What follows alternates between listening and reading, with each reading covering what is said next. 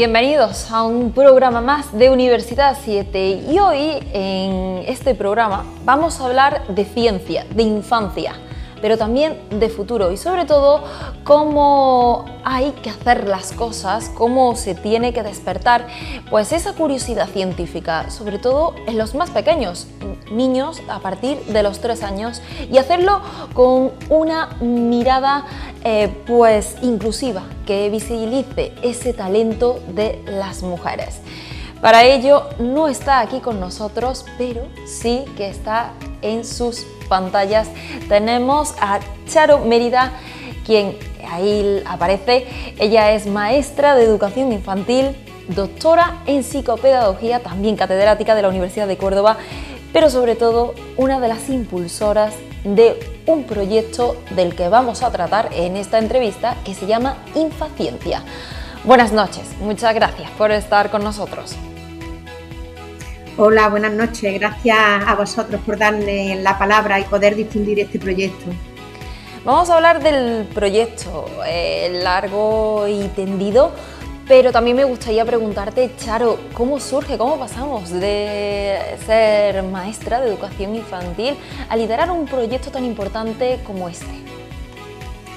Bueno, yo estuve como maestra de educación infantil y luego pues tuve la suerte de incorporarme a la aula universitaria en la formación inicial de los futuros maestros y maestras, y entiendo que el mundo en el que estamos viviendo pues tiene una serie de dificultades o de cuestiones mejorables que desde la educación no podemos soslayar y tenemos que abordar. Entonces, una de ellas es la brecha de género en ciencia. Es una brecha que está más que constatada por múltiples estudios internacionales, documentos de organismos supranacionales, en los que se nos muestra con datos y evidencia empírica de que la presencia, la relevancia y la visibilidad de las mujeres en el ámbito científico pues todavía no es todo lo deseable y todo lo potente que esperaríamos, bueno, pues para representar a más del 50% de la población. Entonces, también los estudios científicos nos dicen que esta falta de mujeres en ciencia se debe a los estereotipos, a las creencias y a los sesgos que tenemos desde muy pequeñas, y en todo un proceso de socialización que el factor de género pues influye. Entonces vimos que hay muchos programas que intervienen en las últimas etapas de primaria y en secundaria sobre todo, pero veíamos que llegábamos tarde, que realmente las niñas ya en esa edad tienen muy configuradas sus elecciones vocacionales y se van progresivamente, a medida que van creciendo, alejando de que la ciencia la vean como un ámbito en el que ellas se puede desempeñar a nivel laboral. Entonces decidimos intervenir desde antes, desde edades tempranas, y empezamos a trabajar con niños y niñas de 3 a 8 años. Claro. Desde luego es muy importante, vamos a hablar de ese grupo porque también Charo es una de esas líderes o lideras prácticamente un proyecto de investigación que se llama INCIDE. No sé si me equivoco, tú me corriges, pero sería Infancia, Ciudadanía, Democracia y Educación. Sí, es Exacto. Correcto. Si no, pues me Exacto. corriges. Vamos a hablar cómo surge este proyecto y a qué evoca y se dirige. Bueno, el grupo de investigación INCIDE surge porque cuando yo salgo de las escuelas infantiles y me incorporo en la universidad, pues no había ningún grupo específico que estudiara la etapa de infantil. Entonces, bueno, pues un grupo de personas que lo configuramos actualmente, se ha ido nutriendo y ampliando ese grupo de investigación. Decidimos que la infancia es una etapa crucial para investigarla y que realmente en algunas ocasiones, por la dificultad que entraña investigar con niños y niñas de estas edades, ya que no dominan las técnicas de lápiz y papel y, por ejemplo, pues los cuestionarios que son tan frecuentes y tan rápidos de cumplimentar en el ámbito de la investigación en las ciencias sociales, pues no son útiles. Se necesitan otro tipo de dispositivos metodológicos a nivel de investigación, como la observación, como la etnografía, que requieren, pues tienen más dificultades. Entonces no se, digamos, profundizaba en la investigación con los niños y niñas de estas primeras edades, todo lo que nos gustaría. Y entonces decidimos que nuestro grupo se iba a dedicar a esta importantísima etapa de edad que, por otro lado, pues no está demasiado, digamos, trabajada. Claro. Entonces, ¿Qué retos? Perdón, ¿qué retos estáis encontrando en las aulas al trabajar con edades tan tempranas? Bueno, en realidad los retos siempre encontramos, en la mayoría de ocasiones encontramos oportunidades. Encontramos oportunidades porque trabajar con niños y niñas, por ejemplo, de estas edades te garantiza la motivación, la implicación, la espontaneidad, el hecho de que se motivan muchísimo y se implican en cualquier propuesta que se les plantea, que son unos curiosos y unos investigadores natos. Los niños y las niñas, si los dejamos, son exploradores del mundo que les rodea, tanto a nivel físico como social. Entonces encontramos muchas oportunidades. Y también tenemos que decir que es una etapa en la que los docentes y las docentes son especialmente innovadores, no están tan presionados por el currículum, por la cumplimentación de libros de texto. Entonces son aulas muy dinámicas, muy activas, que plantean muchas experiencias exploratorias para los niños y las niñas y que realmente se implican mucho en las propuestas que les hacemos. Claro, y de ahí me imagino que Infaciencia surge. Para edades tan tempranas, de los 3 a los 6 años, sí que es verdad que existe ese contacto manipulativo que no se tiene a lo mejor en otras edades más avanzadas. Pero a mí me surge la pregunta que, hombre, la ciencia es una materia bastante complicada, ya incluso para muchos en edades, como decíamos, más avanzadas. A los niños, ¿cómo se le transmite este tipo o esta disciplina? Bueno, el germen en realidad de este proyecto se vinculó a la red que tenemos, porque nosotras una de las cosas que nos dimos cuenta también cuando llegamos a la universidad es que el mundo universitario académico y el mundo de las escuelas infantiles concretamente estaba súper alejado. Entonces entendíamos que necesitábamos una infraestructura, un órgano donde establecer redes de colaboración entre la universidad y las escuelas infantiles. Y creamos lo que hemos llamado la red RIECU, que es una red de infantil centrada en la colaboración de escuelas, el Centro de Formación del Profesorado y la universidad. Y a partir de ahí, que es un grupo híbrido en la que participamos profesorado universitario, las asesoras de educación infantil del CES y maestras especialmente vinculadas a metodologías innovadoras, fue como dijimos, ¿qué podemos hacer desde las escuelas para que esta brecha de género en ciencia pueda mejorarse? Y entonces empezamos a trabajar en el proyecto de Infaciencia. La mayor dificultad que tiene el proyecto es intentar adaptar la complejidad que efectivamente menciona de la ciencia a las capacidades infantiles. Pero en este sentido, nosotras tenemos unas maestras que son absolutamente profesionales y tienen una larga trayectoria y dilatada de buenas experiencias educativas que saben perfectamente cómo plantear a la científica y la vida y los hallazgos en el ámbito investigador y también las dificultades que han tenido que, afrontar como mujeres para que los niños y las niñas las puedan comprender. ¿Cómo lo hacen? Fundamentalmente, pues abordándolo de una manera experiencial.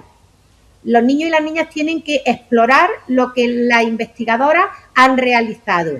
Tienen que ser actividades manipulativas, concretas, lúdicas y además inclusivas, en la que se trabaje de forma cooperativa y unos niños pues le ayuden a otros a entender, a comprender, a interactuar, y es así como se va construyendo el conocimiento, intentando adaptar el conocimiento más complejo a las capacidades infantiles a través de una mediación didáctica muy buena que hacen nuestras docentes. Claro, me imagino que ese grupo multidisciplinar, que sois muchos los que estáis trabajando en este proyecto de investigación, está resultando cuanto menos fructífero. Sobre todo, me imagino por acercar esa ciencia hecha por las mujeres. Antes los comentaba que es bastante importante y todavía existe pues esa desigualdad en ese ámbito. ¿Cómo se está trabajando en este sentido y qué avances se están consiguiendo? Bueno, en este sentido lo que estamos en primer lugar es visibilizando figuras femeninas en ciencia que normalmente no han tenido la repercusión mediática ni el reconocimiento de la comunidad científica que han tenido pues la biografía de varones. Entonces lo primero que hacemos es dar a conocer científicas tanto históricas como contemporáneas. dando a conocer su vida, dando a conocer sus contribuciones a la ciencia y, digamos, aplicando una perspectiva de género en el sentido de que analizamos también las posibles dificultades que han tenido para acceder a la ciencia. Las niñas y las niñas entienden mucho mejor esas dificultades cuando son discriminaciones directas. Pues, por ejemplo, ¿por qué a Vera Rubin no le dejaron estudiar en la universidad? Eso ellos y ellas lo ven, no lo comprenden y además entienden que es una injusticia clara. Les choca. Claro, les choca mucho. Ellos no entienden, ellas no entienden por qué. Ellos no entienden porque para ellos y para ellas ir a la escuela de mayores, como ellos le llaman, pues es para niños y para niñas igual que su escuela. Pero entonces le hacemos llegar las dificultades que han tenido. Les cuesta más trabajo entender las dificultades, bueno, pues actuales en el sentido, pues no sé, la falta de conciliación, son matices más difíciles de que comprendan los niños y las niñas. Pero sí que ellos entienden, bueno, pues que hay muchos más hombres que, digamos, tienen puestos de responsabilidad en los grupos de investigación, en los proyectos, en las patentes, en que las mujeres debemos estar presentes, que nuestro talento y nuestra inteligencia pues no se puede, digamos, infravalorar. Todo este tipo de reflexiones lo entienden. Y lo importante es que poner en valor la vida y la biografía de esas científicas les sirve tanto a niños como a niñas. Porque en las niñas esperamos que tengan referentes futuros, pero también los niños se enriquecen de tener una idea de ciencia inclusiva en la que forman parte de manera igualitaria las aportaciones y las contribuciones de mujeres y hombres. Es una cuestión que en realidad, como el feminismo en ciencia en general, es válido y es valioso para todos los niños y las niñas. Totalmente de acuerdo. Tenemos también tenemos esa fecha marcada en el calendario porque se celebra la 8ª Feria Infaciencia que se tenía prevista para el 30 de este mismo mes. ¿Cómo ha sido su trayectoria? ¿Cómo se está realizando esos avances y sobre todo a aquellas personas que se acercan a este tipo de eventos tan importantes, no solamente por lo que hemos hablado en materia de educación, sino también en materia de igualdad? Bueno, estamos muy orgullosas de este proyecto porque realmente lo difícil no es crear un proyecto bonito, lo difícil es la sostenibilidad del proyecto. Los proyectos se mantienen cuando son potentes, cuando son útiles, cuando son motivadores, y porque realmente hay muchísimo trabajo detrás de esta feria, que es el colofón, digamos, del proyecto, pero que hay mucho trabajo detrás tanto en las escuelas como en las facultades de Ciencias de la Educación. Entonces, se sostiene y llegamos a esta 8ª edición, que esperemos que no sea la última, pues porque realmente tanto las docentes como las familias como el profesorado universitario, primero vemos que es necesario. Primero vemos que necesitamos seguir avanzando en el tema de igualdad en cualquier ámbito social, pero también en el ámbito científico. En segundo lugar, porque entendemos que acercarle la ciencia a los niños y niñas de educación infantil es, además de necesario, una obligación del currículum. Vienen en el currículum que los niños y las niñas, claro, tienen que acercarse desde edades tempranas a la ciencia. Afortunadamente, por los últimos acontecimientos, a partir de la pandemia y demás, se ha puesto en valor y se ha revalorizado a nivel social el valor de la ciencia, pero queremos también transmitirle que la ciencia no es un campo acotado, que está en una torre de marfil inaccesible para la mayoría de las personas, sino que todo lo que es la parte de ciencia ciudadana y de acceso a lo que es un conocimiento científico es la mejor manera de ir construyendo una imagen real, fidedigna, digamos, y ajustada de la vida, máxime en los tiempos que corren de posverdad, de continuos fake, de tener un conocimiento crítico y un juicio crítico que se va construyendo desde las primeras edades y construir un conocimiento basado en evidencia científica, en observación, en exploración, en análisis y en contraste de hipótesis. Creemos que es la mejor manera de ir creando ciudadanos y ciudadanas pues con espíritu crítico y con una cabeza bien amueblada que nos permita discernir lo que es correcto de lo que no lo es. Así es, totalmente de acuerdo. Después de estas 8 ediciones de esta feria, ¿cómo ha ido evolucionando el proyecto? Hemos hablado de estas cuestiones que se están trabajando, pero también me resulta, pues, con esa intriga, ¿no?, de preguntarte sobre todo cómo reaccionan pues, esos pequeños niños que se convierten en pequeños divulgadores científicos y también, por supuesto, las familias involucradas. Bueno, es un proyecto muy ilusionante, es un proyecto complejo y es muy ilusionante. Nosotros todos los años pues decimos, vamos, ya no vamos a hacer más porque, ¿sabes? Estamos en una situación emocional a partes iguales, bueno, pues entusiasmadas, ilusionadas, pero también nerviosas porque es una responsabilidad grande mover a tantos niños y niñas, las familias.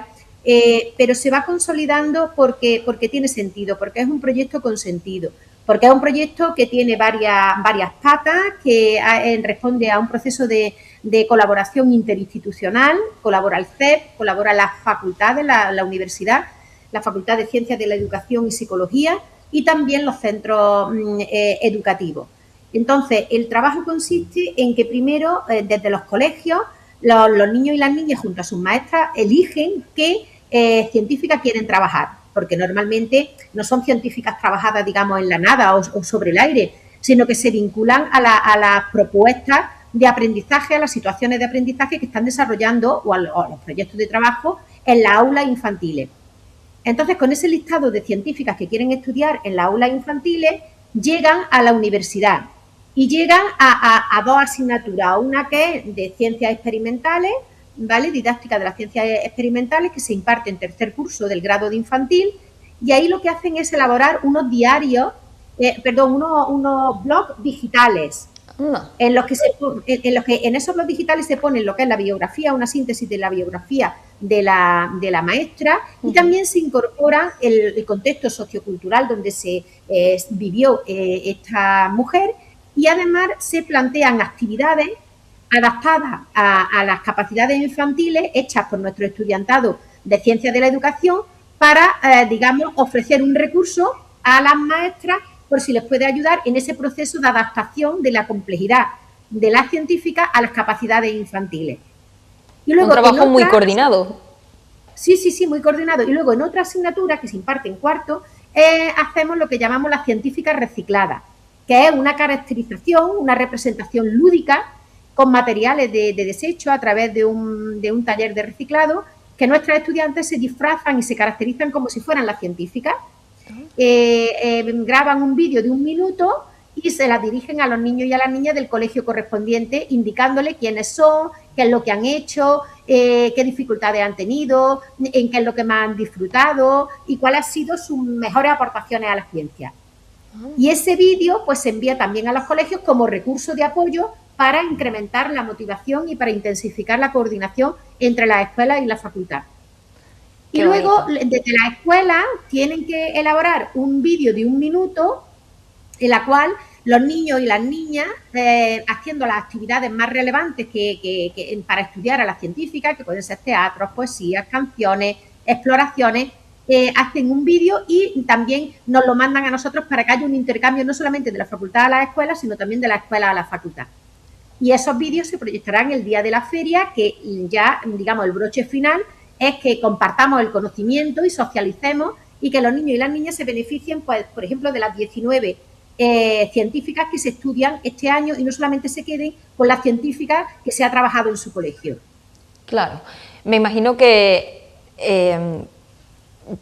yo entiendo que es muy impactante, le tienen que gustar muchísimo a ellos verse también de que han estado trabajando, que han estado manipulando, que han estado exponiendo y sobre todo que han aprendido muchísimo.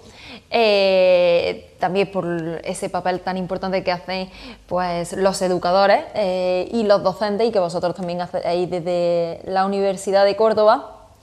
Pero también me resulta impactante, me gustaría preguntar si después de estas 8 ediciones vemos como, antes los comentaba, y muy importante era ese apunte de que cada vez se está trabajando en que las mujeres, el papel de las mujeres científicas, haya un mayor aumento, sobre todo en aquellas carreras STEM, que están más destinadas al público masculino.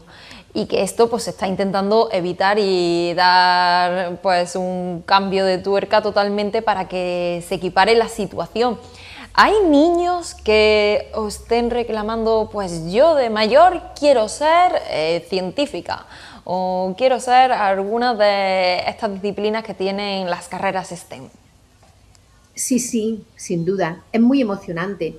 Es muy emocionante ver a las niñas y a los niños, insisto, porque se visibiliza el papel de las mujeres. Pero concretamente en el tema de las niñas lo que queremos es crear referentes, crear un espejo donde ellas se puedan mirar y donde ellas entiendan que la ciencia es un campo apropiado para ellas, claro, que no lo vean como un campo eminentemente masculinizado, porque ya estamos viendo que a partir de los 4 años tenemos bastantes artículos muy interesantes en este sentido, en el que tras el análisis de los dibujos de los niños y de las niñas, cuando dice, por ejemplo, dibuja a una persona haciendo ciencia, siempre dibujan, o siempre, o en la mayoría de los casos dibujan, a hombres de una mediana edad con una bata de laboratorio haciendo ciencia.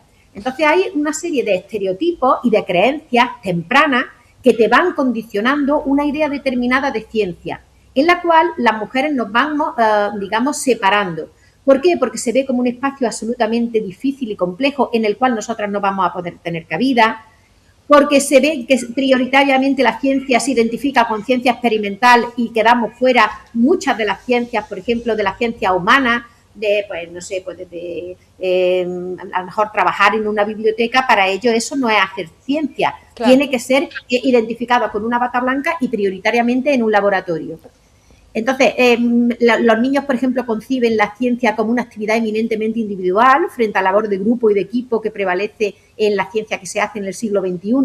Entonces, hay una serie de creencias, hay una serie de estereotipos que se están, digamos, instaurando en las edades más tempranas, que es cuando se está configurando la identidad personal de esos niños y niñas, en los cuales tenemos que intervenir, porque luego modificar esas creencias es muy difícil, porque están muy arraigadas. Por supuesto. Están muy arraigadas, operan normalmente a nivel casi subconsciente y son automáticas. Entonces, nosotros lo que tratamos de hacer es hacerlas explícitas y analizarlas con ellas y con ellos. Bueno, ¿por qué tú no te podrías dedicar a una ingeniería? ¿O por qué no te podrías dedicar al ámbito tecnológico o al ámbito matemático? Porque las niñas, por desgracia, ya cuando tienen 5 y 6 años, se autoperciben como menos competentes para la ciencia que sus compañeros varones.